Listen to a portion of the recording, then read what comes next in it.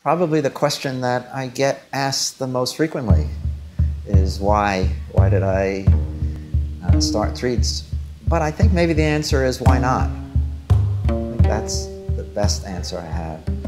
Why not when we come from rich and developed areas and where we have expertise and education and capabilities?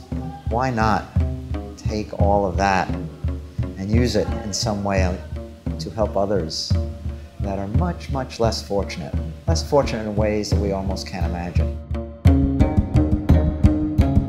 For 18 months, Streets brings poor, disadvantaged, orphaned, and trafficked kids to classrooms and a teaching kitchen in Hoi An, Vietnam. They graduate with an international culinary or hospitality certificate and go on to work in top 5-star hotels and resorts. It is their only chance to transition out of poverty and life on the streets.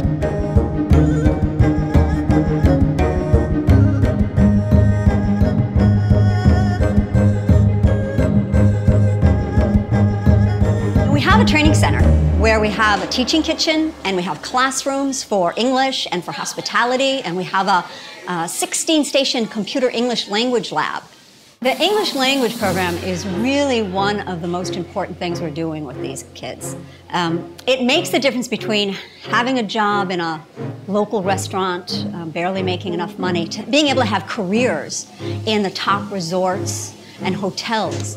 But where they're really getting their practice and their understanding of how a restaurant works and how a kitchen works and how to deal with guests is at the restaurant. We hear night after night, this is the best food and the best service that we've had. And then we know when these kids go on to the resorts that the feedback we're getting is these are great employees. They can speak English, they can listen to the guests, they understand a strong work ethic. We have kids working just as we said we would at the best 5-star resorts in our area.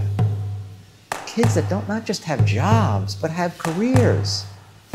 How do you tell the story? How do you describe the transition of a kid who never had enough to eat,